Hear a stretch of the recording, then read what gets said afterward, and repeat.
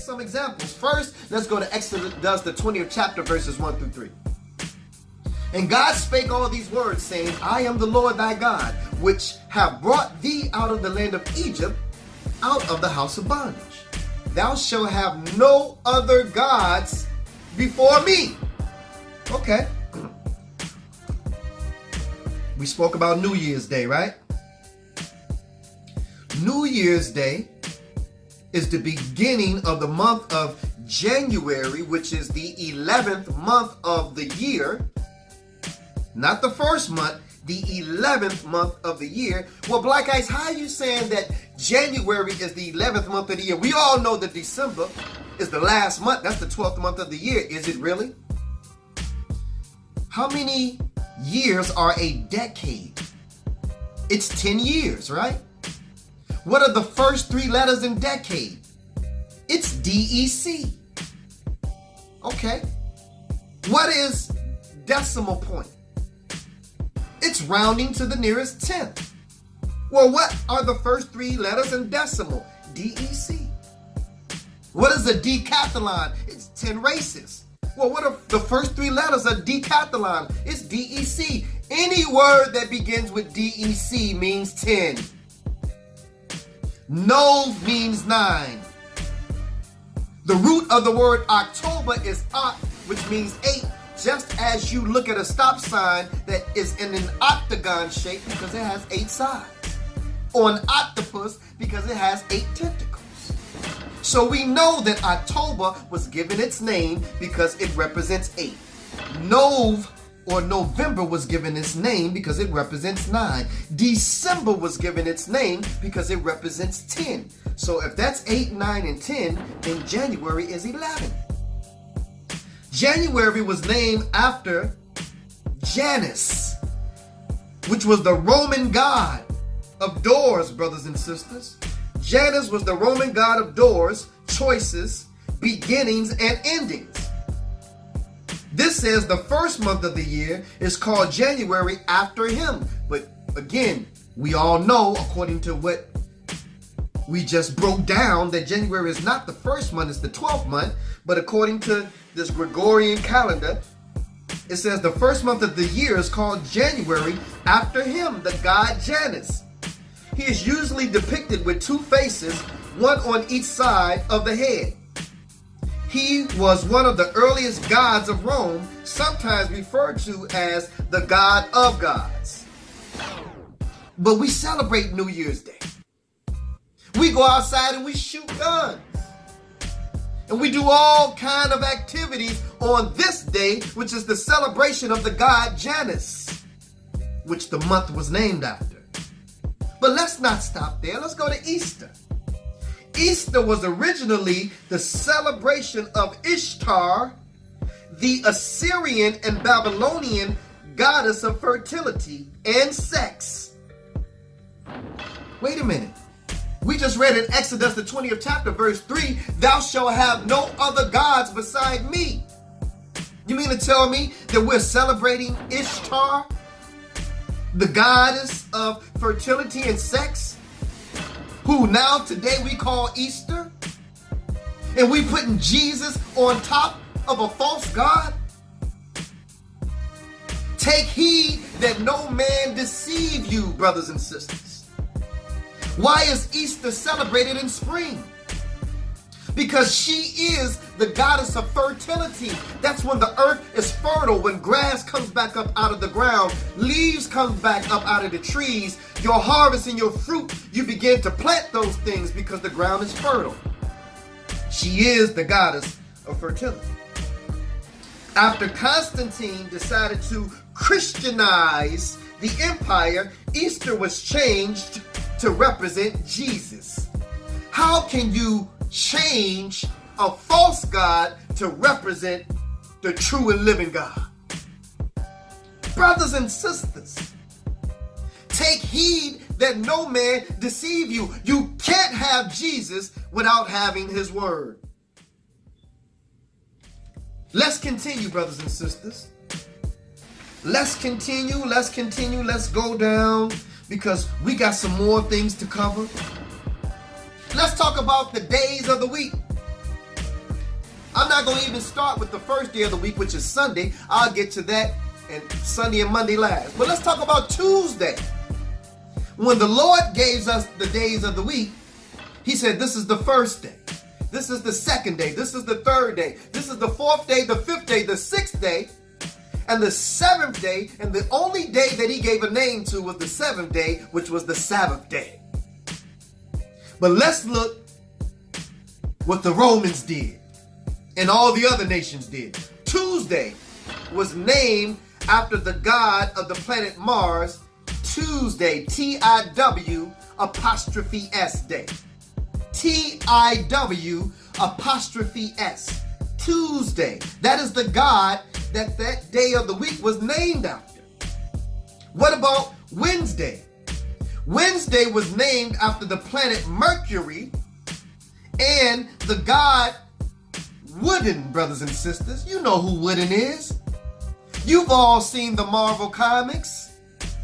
That was Thor's daddy, brothers and sisters. The man with the long beard, that's Wooden. Well, that's who Wednesday was named after. Well, what about Thursday? Thursday, of course, was named after the god Thor, who was also over the planet Jupiter. And what about Friday, brothers and sisters? Now, any word that begins with F-R-I, the root of it is love.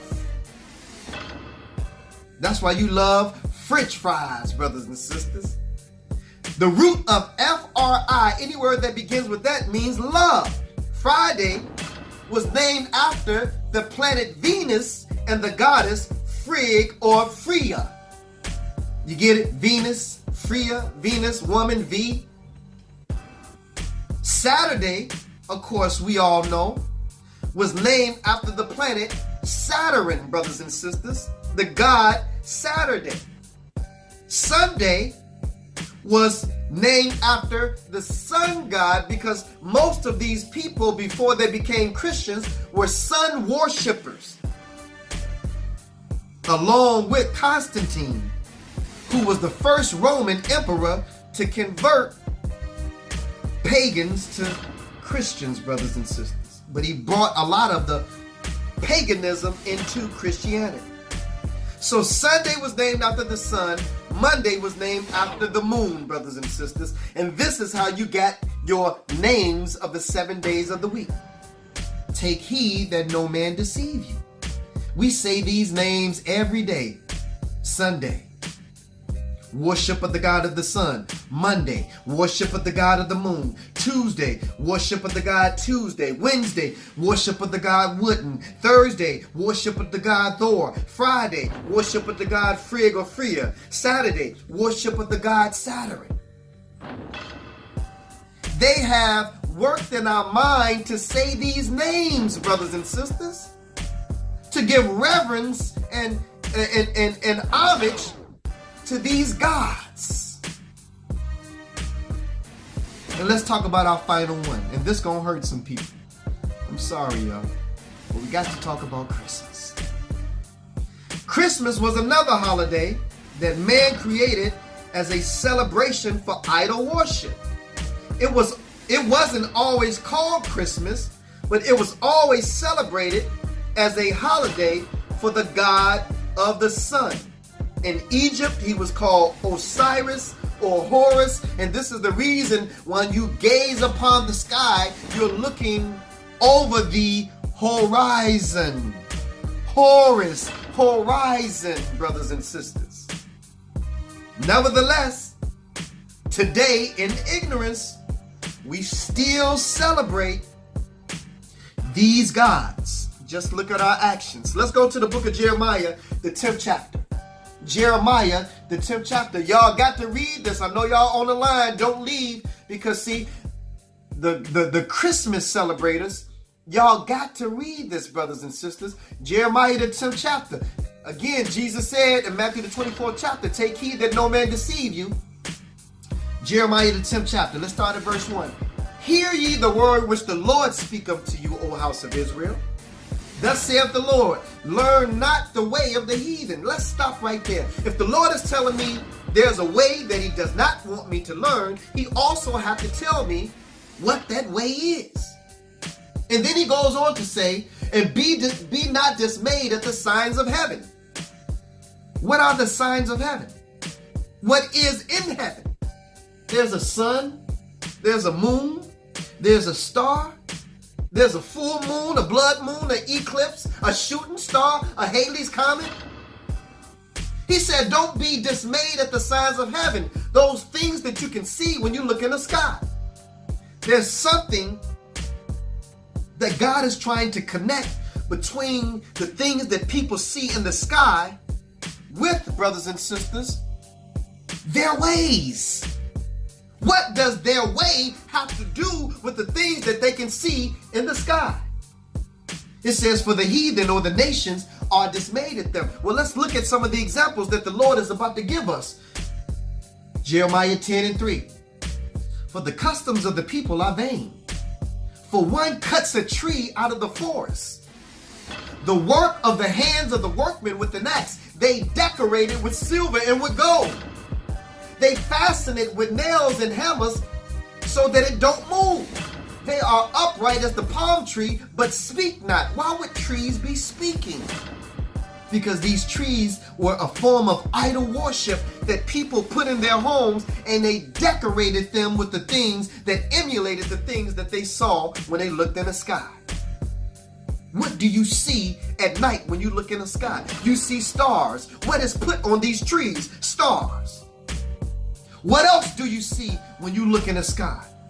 You see moons, you see suns, you see round planets. So what do they put on a tree to represent those round things? They put balls on the tree. And then they go a step further as if they can see what an angel looks like, and then they begin to put angels on the tree. So they mix evil with good. They mix Satan with God, brothers and sisters. They mix idol worship with God. Take heed that no man deceive you. They are upright as the palm tree, but speak not. They must needs be born because they cannot go. These idols can't walk on their own. You got to carry these idols. Be not afraid of them, for they cannot do evil, neither also is it in them to do good. We got to put down the Christmas celebration. We got to put down the Easter celebration. If you say you love God, if you say you have God, you can't have God without having his word, brothers and sisters. If we celebrate these holidays, we don't have Jesus. You can't have Jesus and not have his word. These things are anti-Christ or against Jesus. You may not know these things, but it is our job as ministers to educate his children on his word. We are breaking laws daily. Many of them we are not even aware of. We don't judge on this show. We educate on this show.